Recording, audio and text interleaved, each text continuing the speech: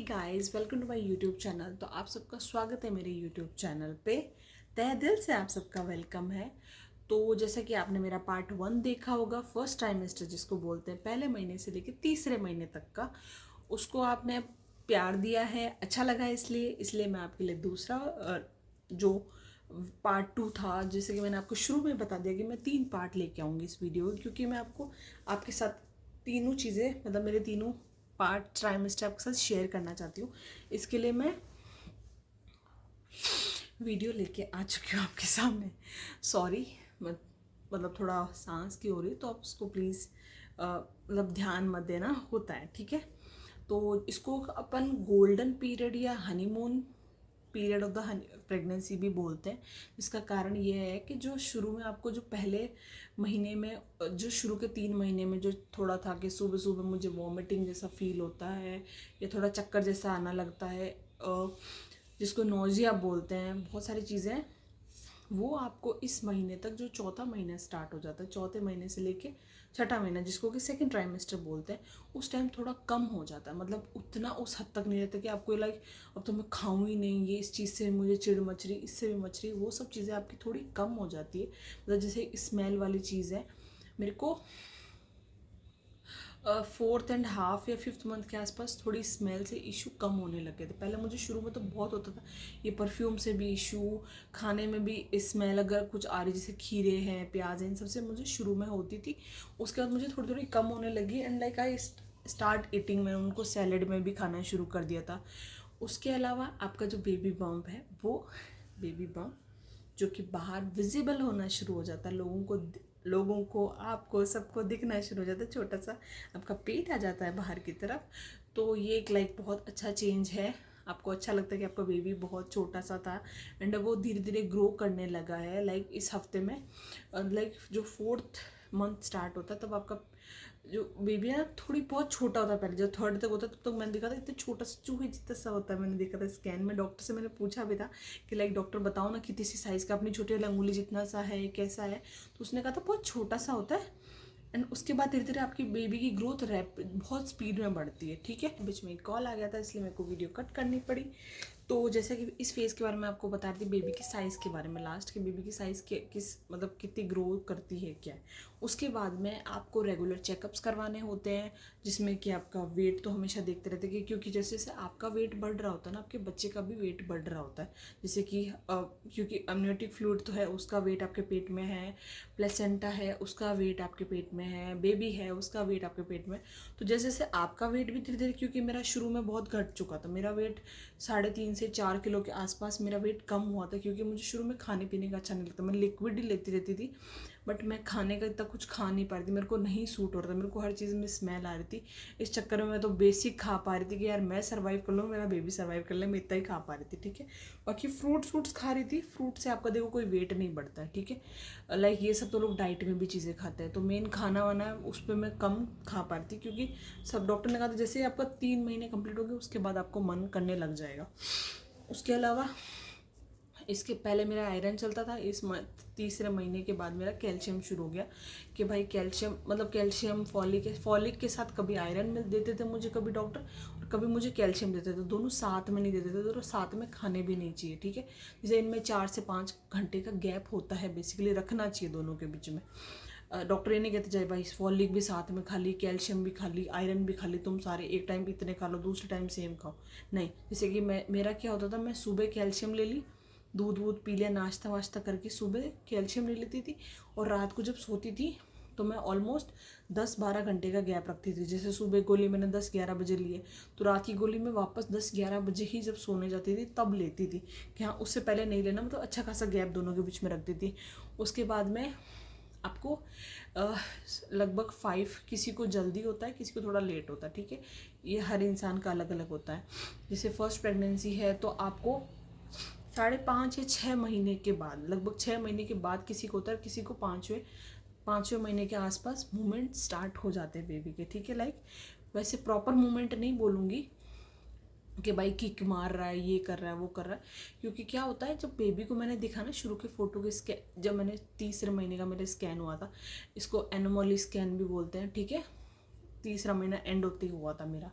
तो उस स्कैन में क्या, मैंने देखा था बेबी के जो पैर वैर प्रॉपर नहीं आते, उनको छोटे छोटे जैसे पंजे निकले होते हैं ना पेडल्स टाइप में, जैसे ये है। अब ये आपको क्या लगेगा, ये हाथ थोड़ी है मेरा, ऐसे हल्का सा पेडल, ऐसे जैसे कलियाँ निकलती है नए नए पौधों में से, वैसे उनके पैरों की हाथों की कलियाँ निकलती है, ठीक है। प्रॉपर में उसको उसको पेडल्स बोलते हैं डॉक्टर लोग, ठीक है। उसके बाद में उनकी धीरे धीरे जैसे पूरे हड्डियाँ बनती है, उसके बाद में आपका हाथ का ये पाम बनता है, धीरे धीरे अंगुलियाँ बनती है, लास्ट तक आपका डेवलपमेंट होता रहता है बच्चे का।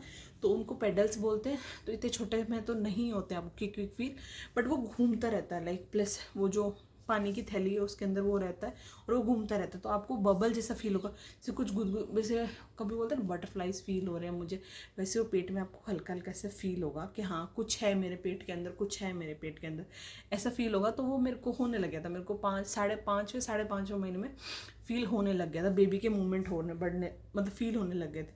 उसके अलावा क्योंकि अब आपका बेबी बम बाहर आ रहा है, तो आपकी बैक में पेन होना तो ऑब्वियस है, नॉर्मल है, ठीक है।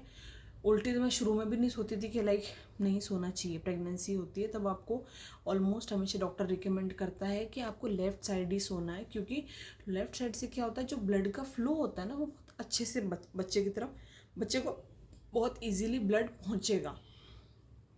और इसके अलावा एक स्कैन, इसमें इन महीनों में एक स्कैन होता है जो कि 18 से लेके 22 हफ्ते के बीच में एक स्कैन होता है, ठीक है। एनोमली स्कैन बोल दो, या वैसा एक स्कैन और होता है जिससे कि डिसेबिलिटी का पता चलता है। इस टाइप में स्कैन होता है अगर बच्चे में लाइक डिसेबिलिटी जैसे कुछ डिसऑर्डर आए हैं, तो उसको हम अर्ली स्टेज पर ही क्योर कर सके, इसके लिए इसका ट्रीटमेंट अलग से चलता है। तो ये स्कैन एक नॉर्मल स्कैन से अलग स्कैन होता है डिसेबिलिटी का, ठीक है। तो वो स्कैन करवाना चाहिए। एक तो 3.5 महीने पे होता है और एक 5.5 महीने पे। मेरे डॉक्टर ने उस टाइम अलग अलग किया है, मेरा एक 3.5 पे किया था मेरा, और एक मेरे 5.5 पे किया था। तो बेबी एकदम मतलब जैसे किसी का क्या होता है, एक नॉर्मल बताया था कि जैसे गर्दन है, गर्दन की थिकनेस उसमें देखी जाती है, ठीक है, और हेड की साइज़ है। अगर ये सब चीज़ें प्रॉपर होती, जो उनका एक फिक्स मेजरमेंट है कि भाई सर का ऐसा ही होना चाहिए, या जो गर्दन है, जैसे किसी की बहुत मोटी गर्दन होती है किसी बच्चे के अंदर, तो वो उसकी ग्रोथ अच्छी नहीं है, मतलब वो लाइक थोड़ा डिसऑर्डर में किसी में आता है। और एक फिक्स क्राइटेरिया वाली जो किसी की गर्दन होती है वो एक अच्छी ग्रोथ में माना जाता है। तो मेरे बेबी का टचवुड सब कुछ अच्छा था, मतलब लाइक नॉर्मली नहीं होते, अगर जेनेटिक डिसऑर्डर तभी होते हैं लगभग जब आपकी फैमिली के रिकॉर्ड्स में या तो मेरी साइड में रहे हो या मेरे हस्बैंड के साइड में से किसी को डिसऑर्डर्स रहे हैं पहले से, तभी आपके वो बेबी में आने के चांसेस, अदरवाइज ऐसे नहीं होता है, ठीक है।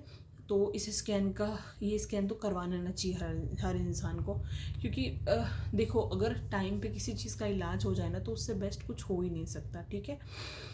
कुछ भी ऐसे समझ लो, आज भी हर बड़ी बड़ी बीमारी का भी बोलते हैं ना भाई, फर्स्ट स्टेज पे पता चल गया तो टाइम पे इलाज हो गया, तो आज वो बच गया इस चीज़ से पता। फिर जब आप समझ लो आज आपको, आप कभी कभी सोचते क्या ही करवाना है, स्कैन नॉर्मल दिख तो रहा है, ये है, पता चल तो चुका है बेबी का ये, तो इन सब में लापरवाही नहीं करना चाहिए, क्योंकि कल को बेबी पैदा भी हो जाएगा लेकिन उसको डिसऑर्डर्स होंगे और वो उसको पूरी ज़िंदगी अपने साथ, मतलब जब तक वो बच्चा जिएगा इस धरती पे तब तक वो डिसऑर्डर्स उसके साथ रहेंगे। तो उसके लिए कौन जिम्मेदार हुआ यार, पेरेंट्स ही तो हुए। आपके जब वॉर्म में था तब आपने उस पर क्यों नहीं ध्यान दिया। तो ये है, और प्रॉपर जो उसके लिए ट्रीटमेंट दिया है वो करना चाहिए पूरा प्रॉपर, ठीक है। क्योंकि यार हम किसके लिए कर रहे हैं, जब आप आज जो बच्चा पेट में है उसी के लिए इतना कुछ कर रहे हैं, हमारे पेरेंट्स ने हमारे लिए इतना कुछ किया है, तो हम भी किसी ना किसी के लिए इतना कुछ करेंगे, तो वो ऑब्वियसली हमारा बच्चा ही होगा जिसके लिए हम सब कुछ करेंगे। तो प्लीज़ अपने बच्चे पे ध्यान दें, उसको कुछ भी छोटी सी भी दिक्कत हो तो प्लीज़ उसका सॉल्यूशन करें, क्योंकि पेरेंट्स नाम ऐसी चीज़ है कि वो अपने लिए छोड़ के सेक्रीफाइस करके अपने बच्चे के लिए करेगा सबसे पहले। तो और इसमें भी जो आपको 3 महीने कंप्लीट होने पर एक टीटी डोज लगा था, उसके जस्ट 3 मंथ एंड होते ही लगा था, और इसमें 1 महीने का गैप देके आपको दूसरा डोज लगे, तो आपको ओवरऑल प्रेगनेंसी में 2 डोज लगते टीटी के, ठीक है। तो मेरे को भी उस टाइम लग गया था, ठीक है। उसके अलावा यही सब मूवमेंट वाली चीज़ थी। खाना पीना अब आपको पहले से ज़्यादा अच्छा लगने लग गया है, क्योंकि पहले नहीं मन करता था शुरू में स्मेल के चक्कर में, मुझे अब अच्छा लगने लग गया। लाइक खाना तो मैं खुद ही बनाती थी, ठीक है, ओवरऑल मैंने 9 मंथ तक अपना ये खाना वाना सब बनाया, मेरे को अच्छा लगता है खाना वाना। मुझे वैसे स्मेल नहीं आती थी, लेकिन खुद खाऊं तो मुझे आती थी, इसलिए मैं नहीं खा पाती थी।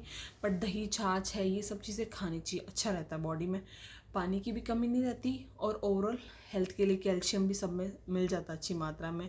दूध दही सब कुछ खाना चाहिए, ठीक है। तो इस ब्लॉग को हम यही एंड करते हैं। ये मेरा दूसरा ट्राइमेस्टर था, जिसको कि चौथे से लेके छठा महीना बोलते हैं, और इस फेज़ में बेबी बम तो आ चुका है। उठना बैठने में फर्स्ट में जितना इजीली वॉक कर पाते थे ना, उतना सेकंड ट्राइमेस्टर में थोड़ा अभी इतना स्पीड में नहीं कर पाते, ठीक है। और वेट तो वैसे भी नहीं उठाना है, ठीक है। पहले में नहीं उठाया तो दूसरे में क्यों नहीं उठाना है, आपके प्लेसेंटा। और हाँ, एक चीज़ और सबसे ज़्यादा इंपॉर्टेंट जो चीज़ थी प्लेसेंटा वाली, जो अगर किसी का लोअर प्लेसेंटा होता है तो उसको उठने बैठने में भी मतलब मना किया जाता है, आप ऐसे मत बैठो वैसे मत बैठो। तो अभी जब स्कैन होते हैं ना दूसरे ट्राइमेस्टर में, तब हमें पता चल जाता है कि हमारे प्लेसेंटा ऊपर की तरफ खिसका है या नहीं है। मतलब मेरा तो शुरू में तो नीचे की तरफ था प्लेसेंटा, फिर ऊपर खिसक गया, तो मेरे लिए थोड़ा जैसे इजीली हो गया कहीं पे बैठना उठना। वरना बहुत लोअर होता है ना, तो आपको जैसे नीचे बैठ के पोछा नहीं लगा सकते, मैं तो स्टैंडिंग वाले से लगाती हूँ पोछा भी, ठीक है। बट ये है कि थोड़ा ध्यान रखना होता है, पेट पे आप बहुत ज़्यादा जोर वाली चीज़ें नहीं दे सकते, क्योंकि आपका प्लेसेंटा ऑलरेडी नीचे होता है, तो लोअर वालों के बहुत इशू होता है। तो स्कैन से ही पता चल सकता है कि आपका लोअर है या मतलब अप है, तो वो स्कैन से होगा।